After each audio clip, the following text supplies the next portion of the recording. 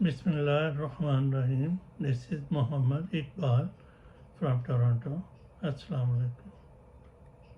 نئی حکومت سازی کے کام شروع ہو گئے ہیں. پنجاب میں نئی حکومت بن گئی ہے.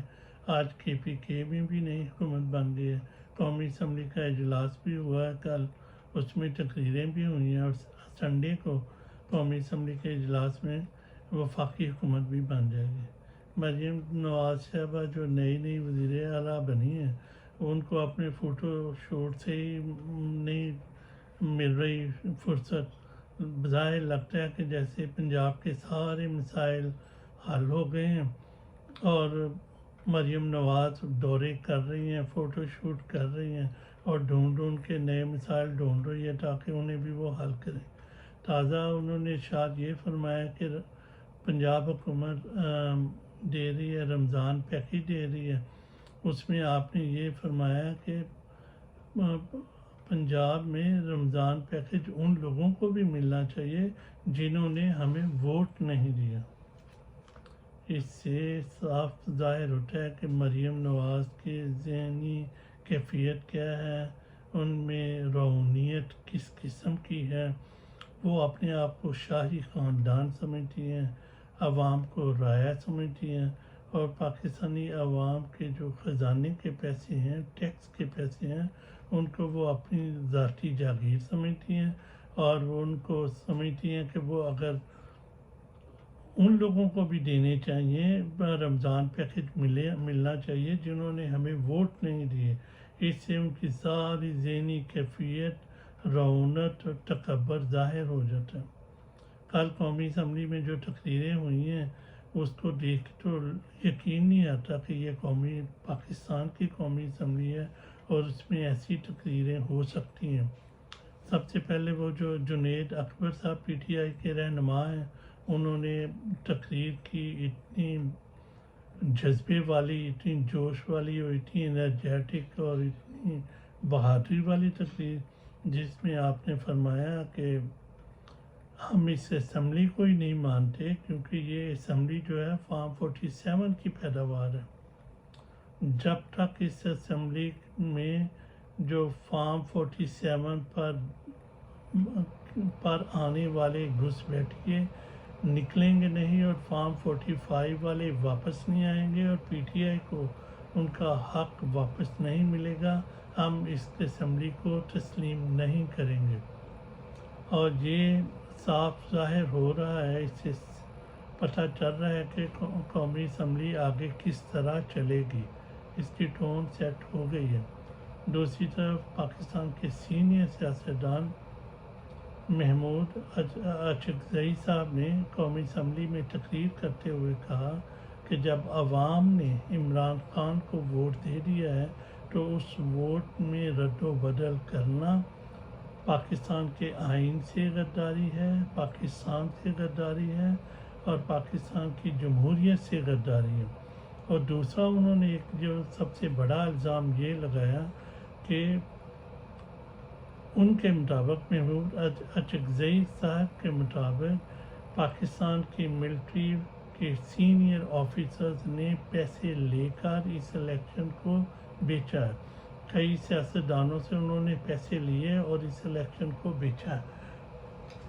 یہ ہم سمجھتے ہیں کہ یہ ایک سنگین الزام ہے، اس کی تحقیق ہونی چاہیے. سپریم کورٹ کے چیف جسٹس کو بھی اس کا نوٹس لینا چاہیے.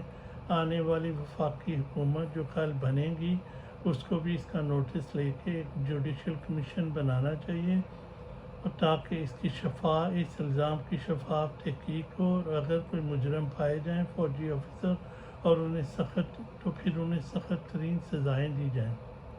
اس کے علاوہ جناب KPK میں بھی آج یہ ڈیولپمنٹ ہوئی ہے کہ علی امین گنڈا پور صاحب نے اپنا حلف اٹھا لیا، اور انہوں نے حلف اٹھانے کے ساتھ اس بات کا اعادہ کیا ہے کہ 10 دن کے اندر 9 مئی کی جو کی گئی تھی FIR کاٹی گئی تھی، ان میں جتنی جھوٹی FIR کاٹی گئی ہیں ان کو ختم کیا جائے.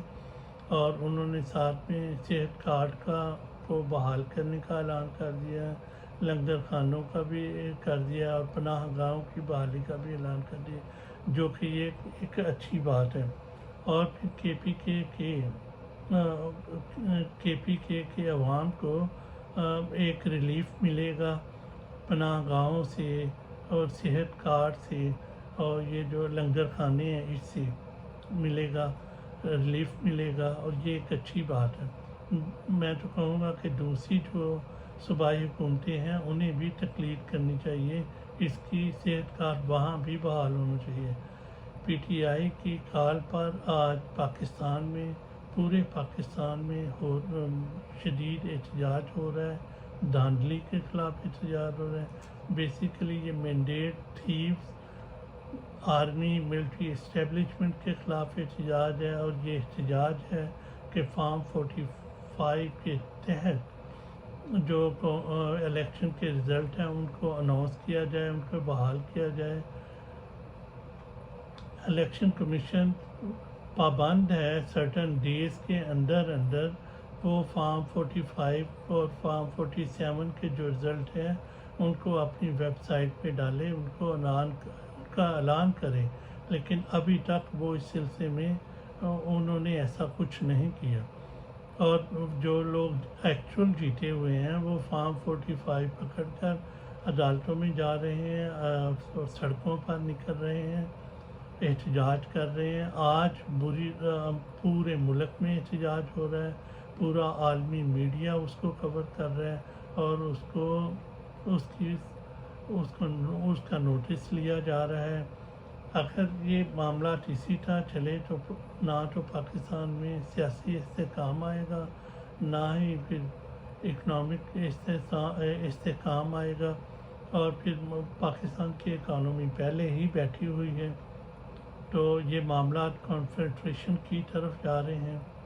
تو مجھے لگتا ہے بظاہر پاکستان کو ترکی ماڈل کے نقش قدم پر چلنا ہوگا اور پاکستان کی فوج کو مجبور کرنا ہوگا کہ وہ اپنے آئینی کردار تک رہے. جیسے کہ پاکستان کی قومی اسمبلی میں محمود ارشد ضئی صاحب نے بھی کہا کہ پاکستان کی فوج کا اور سیکرٹ ایجنسیز کا سیاست میں کوئی کردار نہیں ہونا چاہیے، اور اس کردار کو ختم کرنے کے لیے، فوج کے اس کردار کو ختم کرنے کے لیے عوام کو سڑکوں پر نکلنا پڑے گا ترکی کے لوگوں کی طرح، اور اپنی جد و جہد کو منظم کرنا ہوگا اور مطالبہ کرنا ہوگا. اور میں تو کہوں گا کہ GHQ کے سامنے مظاہرے ہونے چاہیے، دھرنا دیا جانا چاہیے، تاکہ جب تک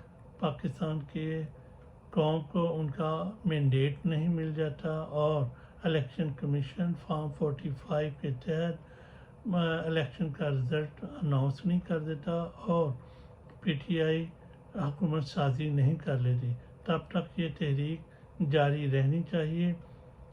اور مجھے لگتا ہے کہ جاری رہے گی بھی، جیسے کہ کپتان جیل میں بیٹھ کے لیڈ کر رہا ہے، اور جیسے کہ KPK کی اسمبلی نے اور قومی اسمبلی نے ٹون سیٹ کر دی ہے، مزاحمت کی ٹون سیٹ کر دی ہے. تو اس سے انارکی کی طرف پاکستان جائے گا اور پاکستان کے حالات بہتر نہیں ہونے والے جب تک قومی اسمبلی میں الیکشن کا رزلٹ جو ہے فارم 45 کے تحت بحال نہیں کیا جاتا.